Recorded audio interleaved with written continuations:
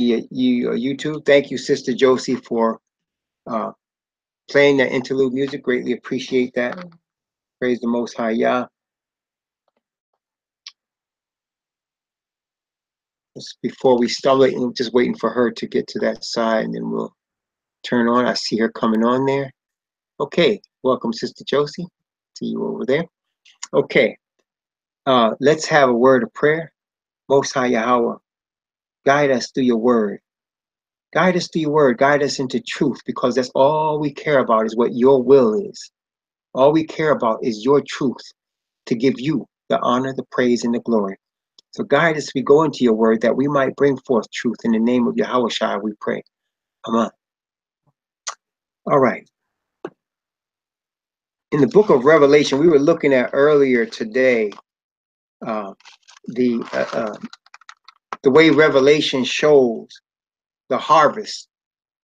The way Revelation shows the harvest as Messiah coming and reaping a harvest. And then, of course, there's a second reaping of the wicked. But before, in the book of Revelation, is like a lot of, in fact, almost all the prophets of the Bible. When you're looking at the books of the prophets, you know, originally they were written in scroll form. They weren't written in a bound book the way we have books today. They're written in scroll form, in scrolls. And they're not chronological from left to right. See, we're used to reading books. You know, if you read a novel or you read a history book, it generally is showing you from the beginning and it rolls through to the end, and there's an end in the beginning. Well, prophecy does have an end in the beginning, but as you're reading through it, it doesn't necessarily go in chronological order. Almost all the prophets are like that. And the book of Revelation is like that. So when we read in chapter 14, we read about the 144,000, and we see them with the Lamb. We see their character. We see messages from angels through the 144,000, and we see a harvest in chapter 14. But in chapter 16, there is plagues falling, and the plagues actually begin to fall. They show them falling in chapter 15, and they go into chapter 16. I want to say, we're going to read that, but I want to say some things first. I want to say this. As we said before, we said many times, the book of Revelation is basically, it's a conglomeration of all the prophets come together in one. So if you want to understand the book of Revelation, you need to read the Torah, and you need to understand the prophets and the Psalms. As the Messiah showed when we were looking at this before, the Bible says he opened his disciples' understanding, and he showed them in the law and the prophets and the Psalms the things concerning himself.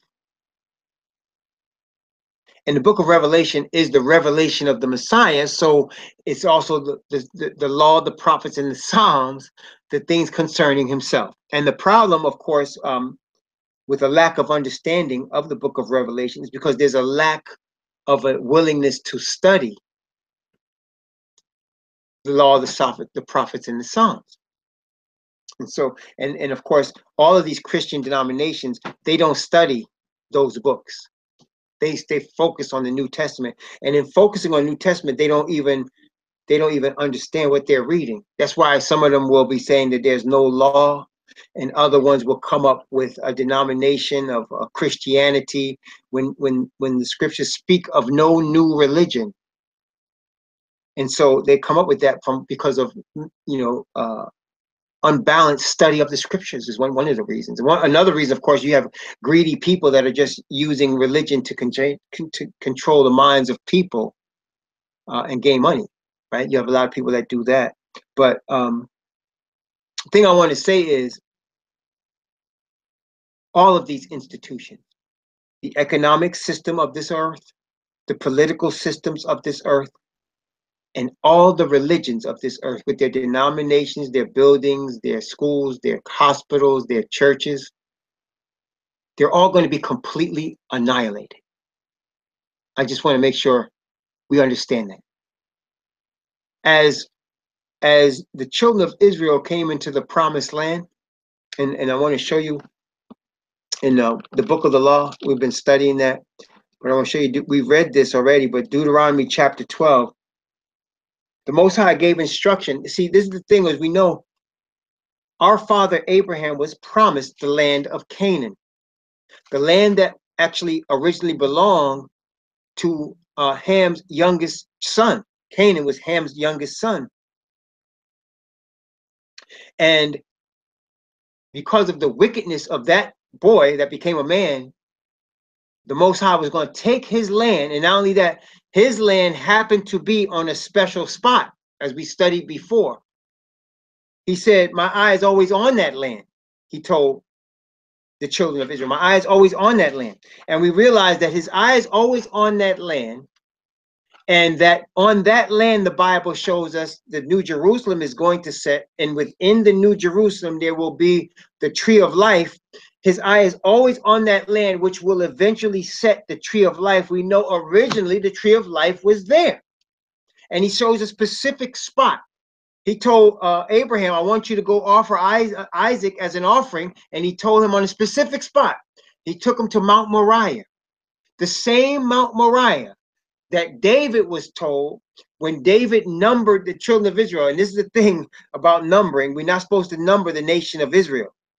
Okay, you're not supposed to. And David did it, and he knew he wasn't supposed to. And the Most High offered him 3 things. Anyway, he ended up causing disease and sickness to come on the whole nation because of his sin. And in order to stop it, he begged the Most High. And the Most High said, I need you to go to a specific place, and I want you to offer a burnt offering on a specific place. It was on Mount Moriah, the same place that Abraham was told to offer Isaac. It was owned by a Jebusite, and David bought the land from him and made the offering, and then the plague was stayed. It was on that same spot that Solomon built the first temple. Same spot. It's on that same spot that Mount Zion, that the heavenly sanctuary will rest. Same spot. Okay? And so he's going to take that land from Canaan and give it to Abraham's children. It's a holy land. And I want you to notice what he instructed his people in Deuteronomy chapter 12. Deuteronomy chapter 12. I'm going to read from verse 1 of Deuteronomy chapter 12 unto verse 3 of Deuteronomy chapter 12. From verse 1 to verse 3 of Deuteronomy chapter 12. The book of the law says, these are the statutes and judgments which ye shall observe to do in the land which Yahweh Elohim of thy fathers giveth thee to possess it, all the days that ye live upon the earth. Ye shall utterly destroy all the places wherein the nations which ye shall possess served their gods, upon the high mountains and upon the hills and under every green tree, and ye shall overthrow their altars and break their pillars and burn their groves with fire. Ye shall hew down the graven images of their gods and destroy the names of them out of the place. That's a foretaste of what's coming. See, that was just the land of Canaan. We're talking about the whole earth now. And 144,000 are going to warn the earth. Babylon is falling, they will say. Babylon is falling. That great city, because she made all nations drink of the wine of the wrath of her fornication. If any man worship the beast in his image, the same shall drink of the wine of the wrath of Yah. All of that will come. And all institutions, all economies, all nations, everything is going to be destroyed. He says it many places. I'm going to give you a witness. Jeremiah chapter 30. Jeremiah chapter 30. Notice Jeremiah chapter 30. I'm going to read Jeremiah chapter 30. Watch this. Jeremiah 30 from verse from verse 8 through 11. Jeremiah 30 from verses 8 through 11. Notice what it says. For it shall come to pass in that day, saith Yahweh of hosts, that I will break his yoke from off thy neck, and will burst thy bonds, and strangers shall no more serve themselves of him. But they shall serve Yahweh their Elohim, and David their king, whom I will raise up unto them. Therefore fear thou not, O my servant Jacob, saith Yahweh, neither be dismayed, O Yasha'al. For lo, I will save thee from afar, and thy seed from the land of their captivity. And Jacob shall return, and shall be in rest, and be quiet, and none shall make him afraid. For I am with thee, saith Yahweh, to save thee. Watch this. Though I make a full end of all nations, whither I have scattered thee, yet will I not make a full end of thee.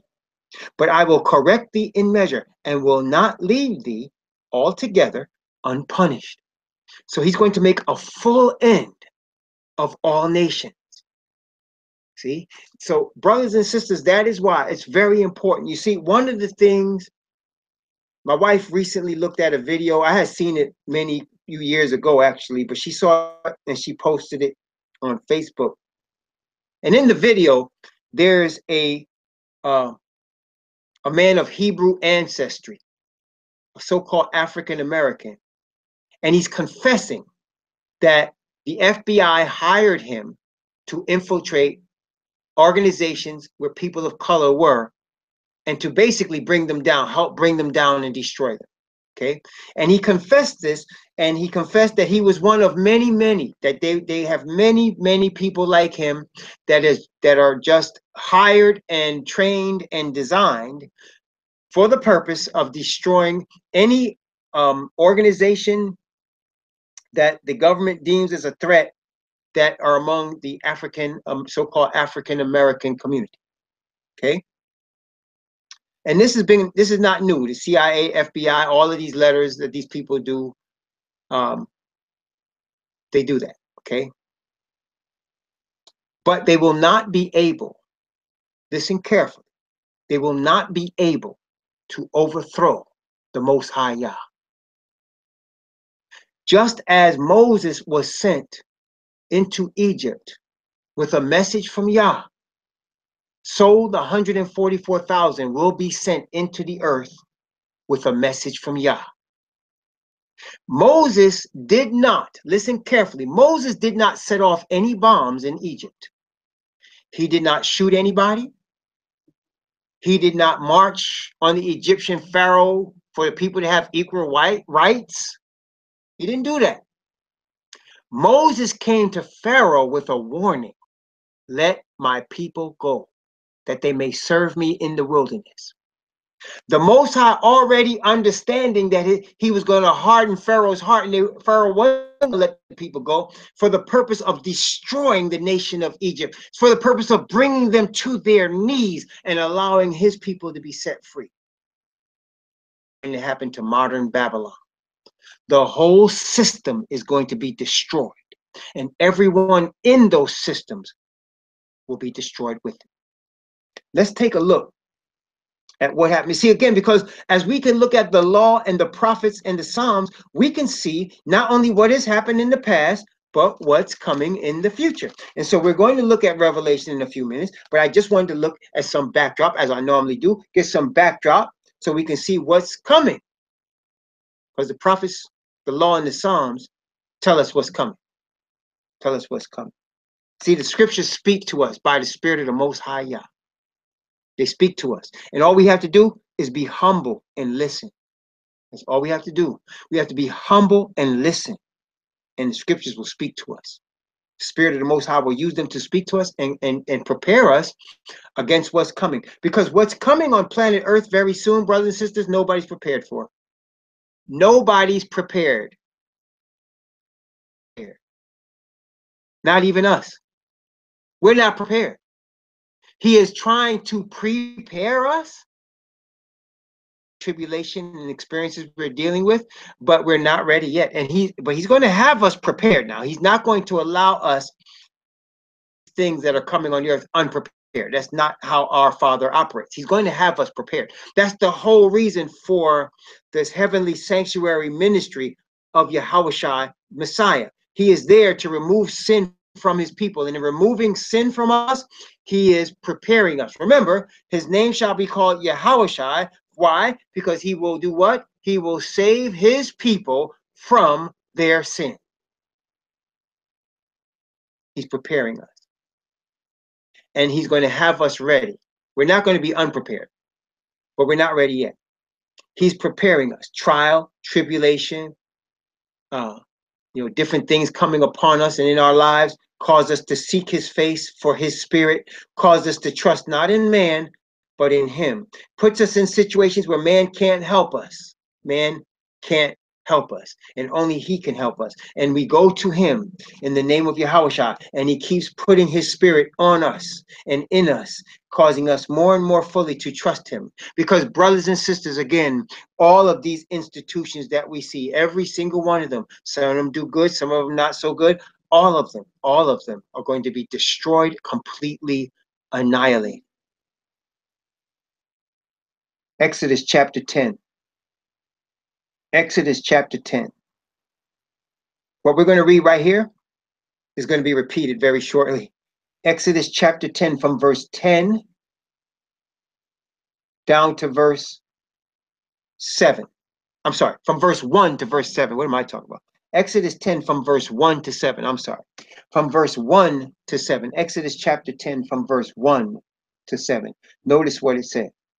And Yahweh said unto Moses, Go in unto Pharaoh, for I have hardened his heart and the heart of his servants, that I might show these my signs before him, and that thou mayest tell in the ears of thy son and of thy son's son what things I have wrought in Egypt, and my signs which I have done among them, that they may know how I am Yahweh. Praise the Most High. And Moses and Aaron came in unto Pharaoh and said unto him, Thus saith Yahweh, Most High of the Hebrews, How long wilt thou refuse to humble thyself before me? Let my people go, that they may serve me.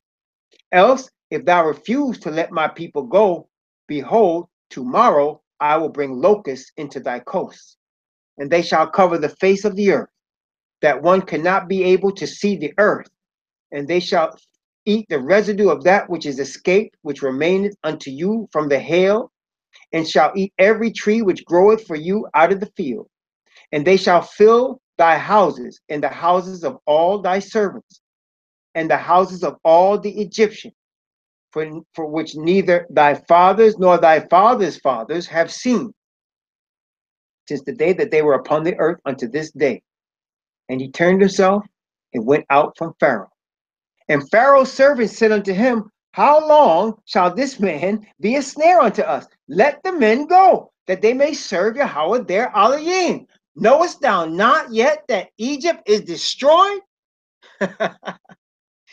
You see, brothers and sisters, by the time the Most High finished with Egypt, it was finished. It was destroyed. And they blamed Moses. They blamed Moses. Even though it wasn't Moses, Moses was just the messenger. That's where you get this term, don't blame the messenger. Moses was just the messenger. That's all he was. He was the messenger. And because the people were carnal and they trusted in man, the Most High said to Moses, You're going to be as God to Pharaoh, and Aaron's going to be your prophet. Because that's how carnal people think. You understand? Carnal people think that way. Let me break it down for you in today's vernacular. Today, the powers that be of this earth, the people of money and power, the spiritual wickedness in high places, they don't believe in the Most High Yah. They might even go to church, but they don't believe in no God, because they believe the devil's doctrine that man is God. They believe that. Because they might talk this stuff about God, but when the rubber hits the road, when it's on, they're going to be thinking they God.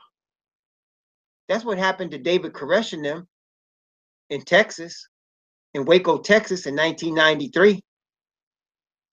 They told David Koresh, you better give up. And David Koresh said, I think we need to wait on God. And you know what their representative told David Koresh? The government is God. That's what he told them. The government is God. and David Koresh found out too late. because he was in the wrong side.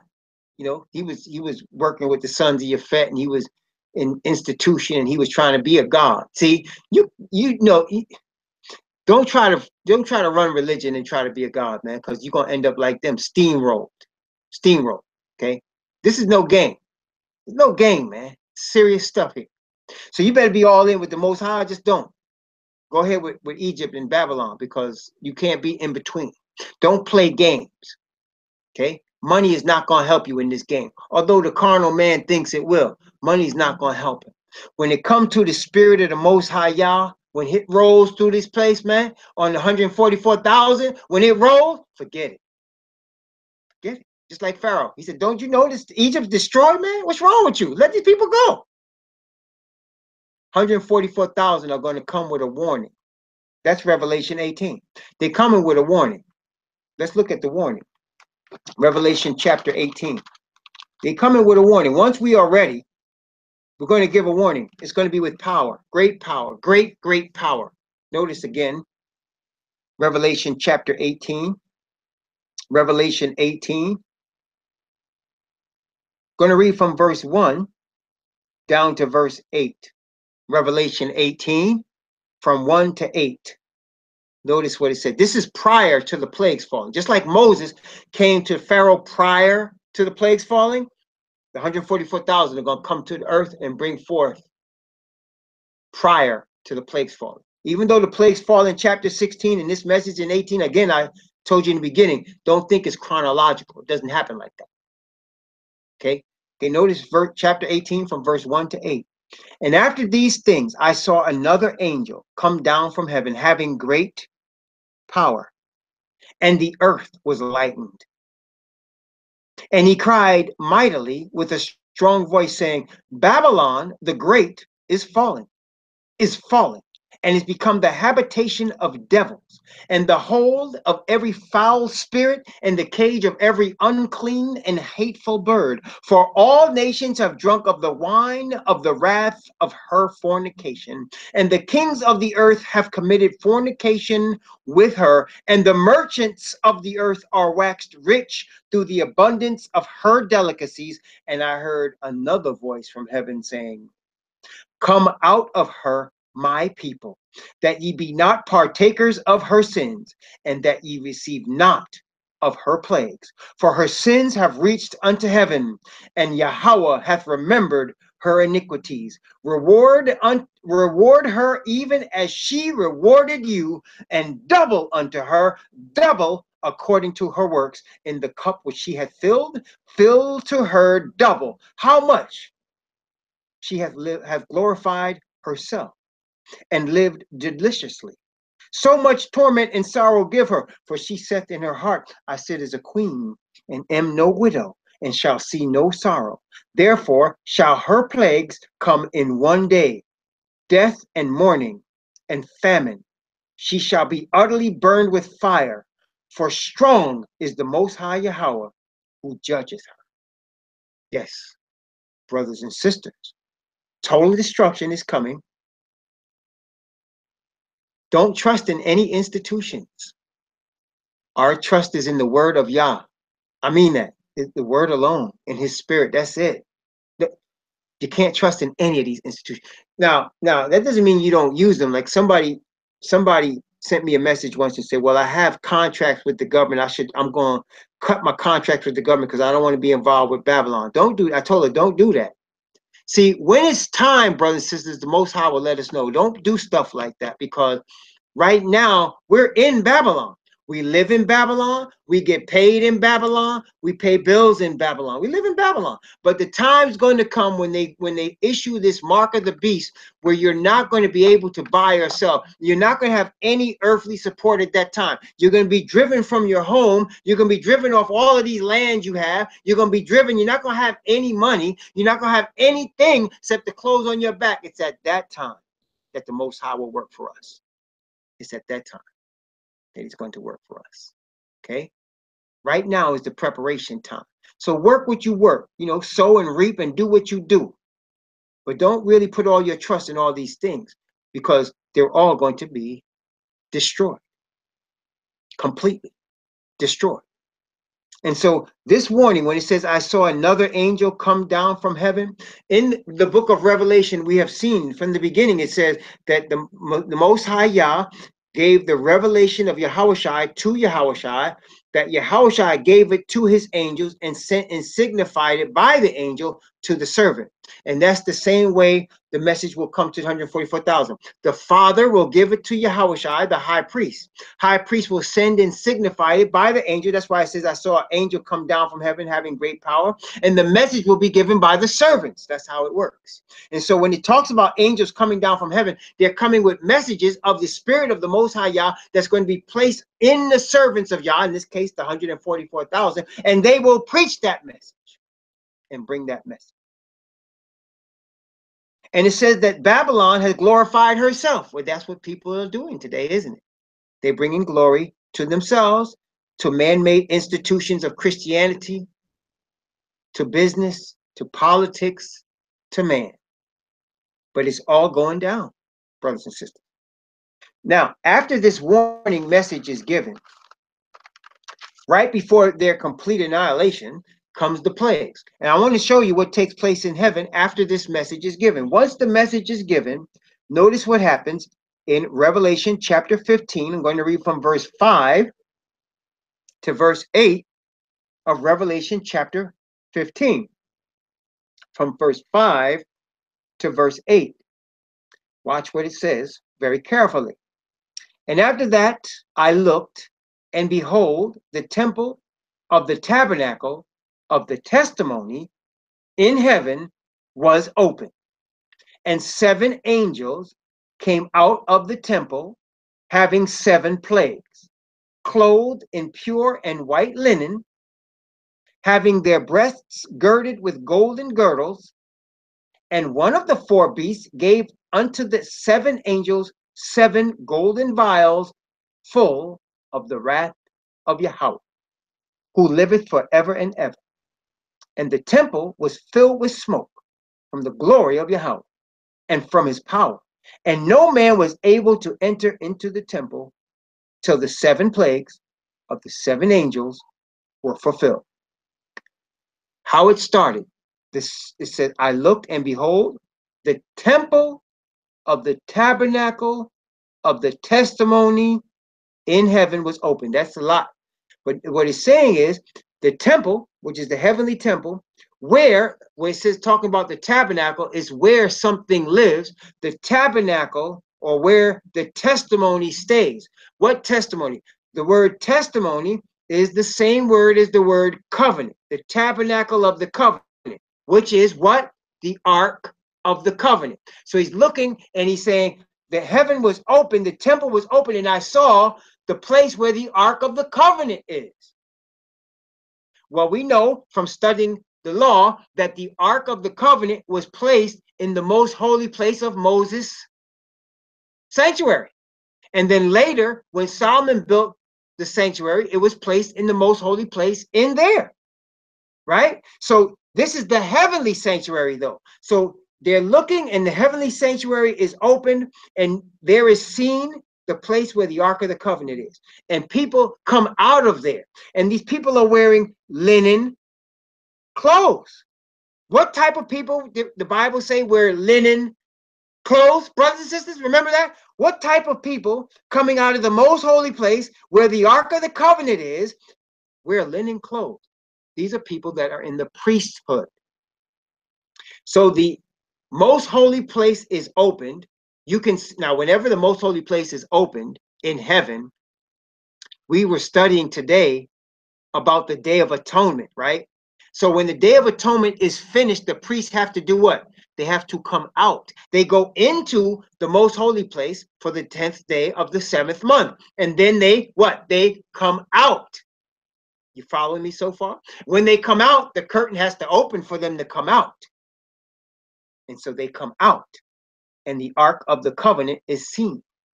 They come out. So these 7 angels are coming out with 7 plagues. It is showing you the end of the heavenly Day of Atonement, the end of it, which means there's no more people whose prayers are going to be heard with an intercessor.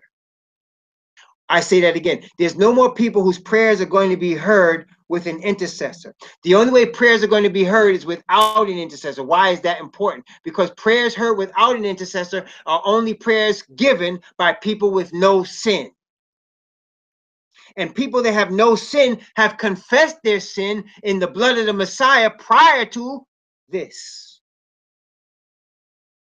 And you remember what we read earlier. Whoever is not afflicted shall be cut off from among his people.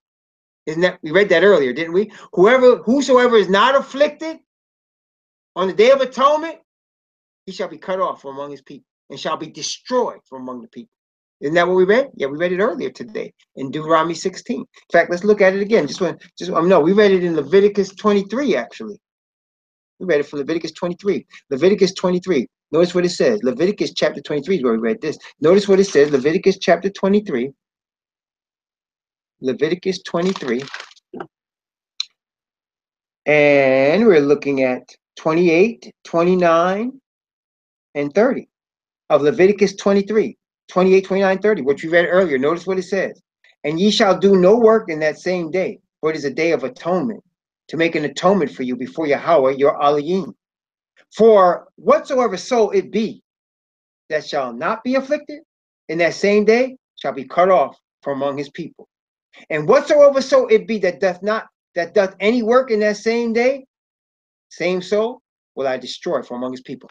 Any work. Remember, work has to do with the hand. You can receive the mark in your forehead or in your hand, whereas the people of Yah receive the mark only in their forehead. The seal of Yah is in the forehead. The mark of the beast is either in the forehead or in the hand. Remember that.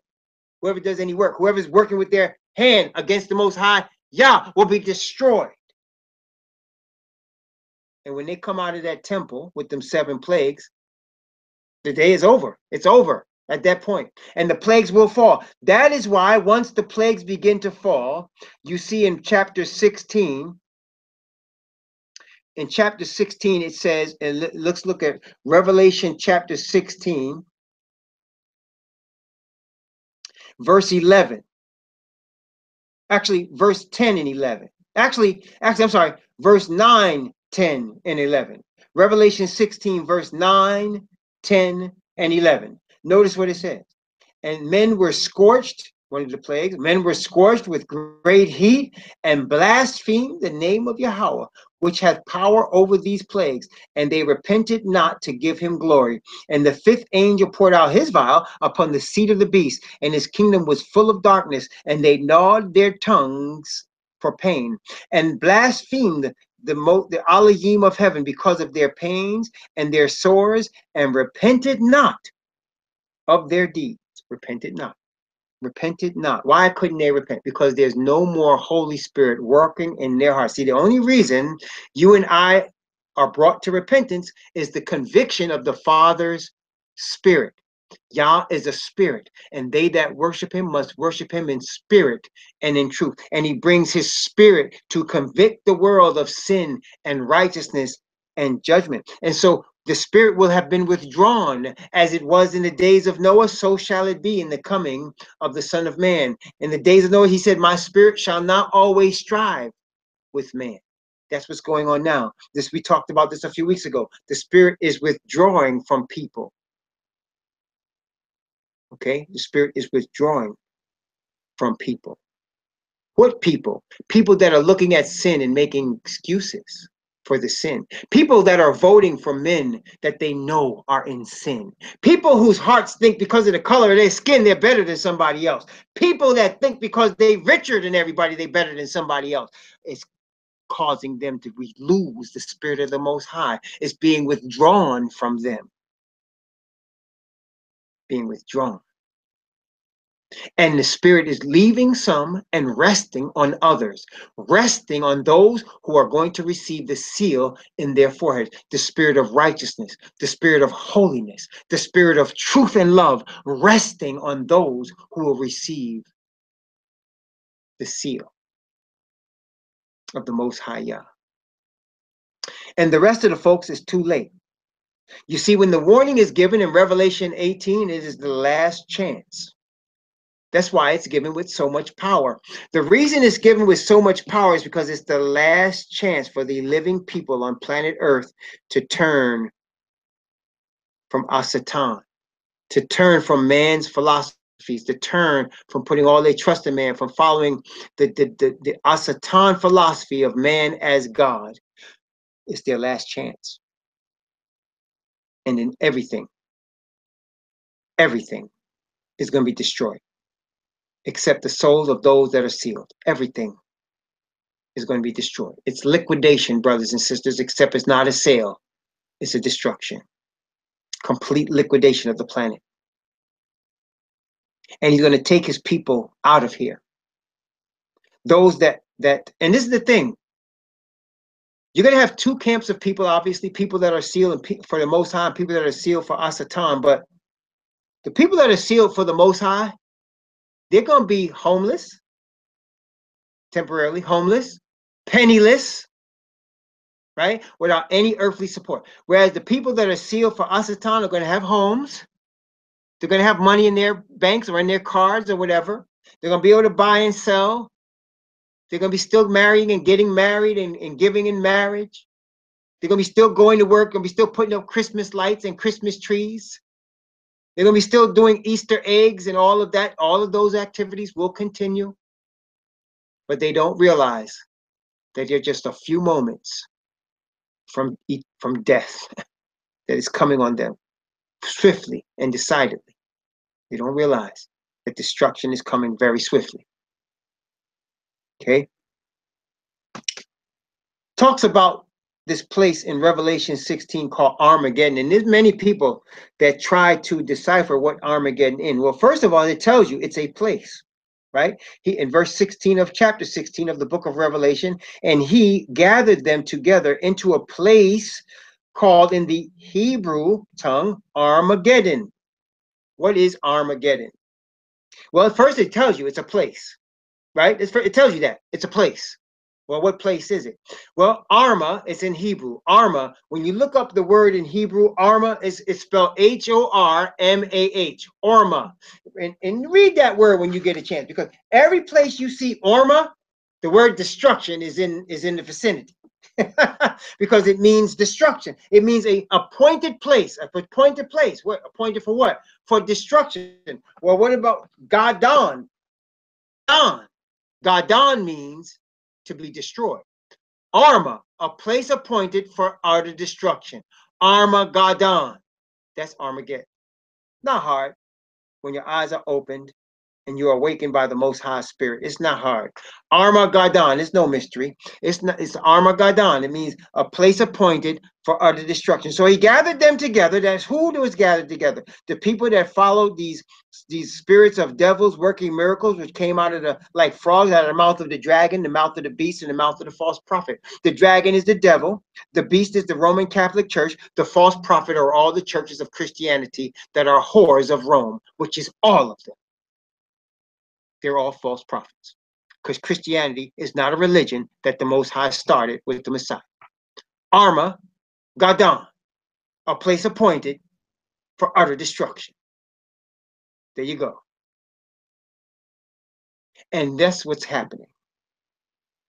And so, yeah, Armageddon. Let me give you the Hebrew numbers for those. Let me give you the Hebrew numbers. Arma is, I believe, it's 27 something in the Hebrew. Let me just take a look. It's 27 something in the Hebrew. Let me just see here. Yeah, it's 2767. Karma. And it means devoted. Karma, devoted. 2767 in your Hebrew. And then on your Gadon side, let me find that for you. Gadon. Hold on one second. Gadon.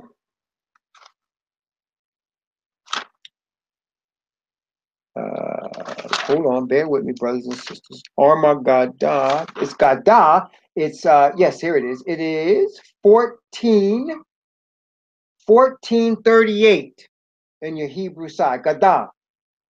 To destroy anything, to cut asunder, to hew down, to fell like you're cutting down a tree. Gada. Gada.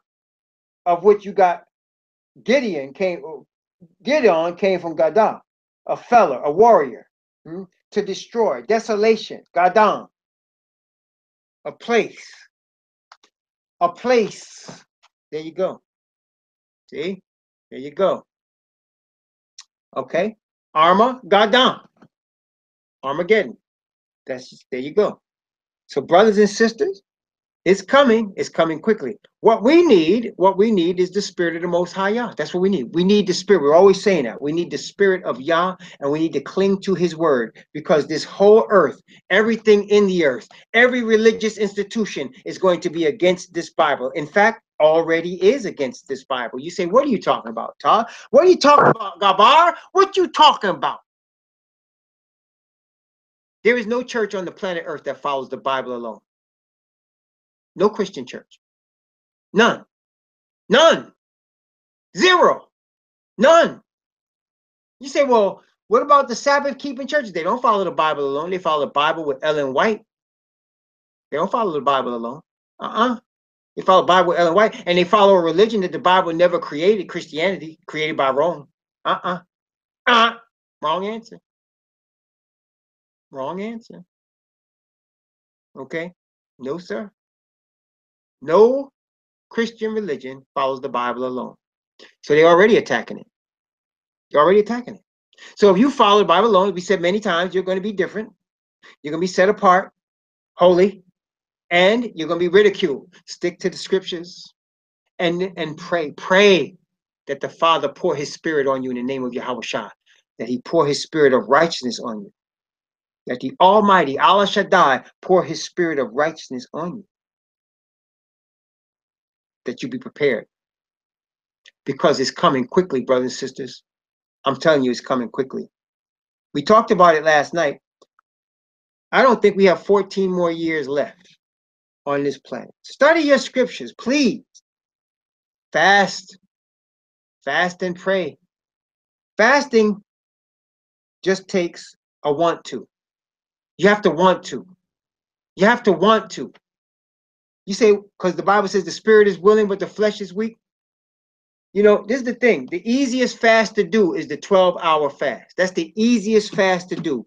You say, what's the 12-hour fast? It's simple, fasting for 12 hours. And look, you sleep for 8 hours. Some people sleep for 6 or whatever, but you sleep for 8 or 6 hours. So most of the fast, you sleep, right? That's the easiest fast to do, 12-hour fast. And then you wake up and then you wait until the last. So if you ate, the last meal you ate was at 8 o'clock at night, that means you fast until 8 o'clock in the morning. That's pretty easy, isn't it? You don't eat nothing else till 8 o'clock the next morning. That's a 12-hour fast. That's pretty easy. That's the easiest fast. Anybody could do that. And that's not even serious fasting, but hey, that's a start, isn't it? That's a start. That's a start. Sometimes you gotta take small steps. You could fast for more than that, but that's a 12-hour fast right there. Anybody could do that. There you go. 3 a.m. to noon is not a 12-hour fast, though. 3 a.m. to noon, I don't think it's a 12-hour fast. 3 a.m. to noon is 9-hour fast. Yeah. So, Sister Josie, can you explain that to our brother when you get a chance? 12-hour fast is the easiest one, man. So the last time you eat, just wait 12 hours. Go to sleep and then wait 12 hours altogether. Get up, have water. Yep. Have water.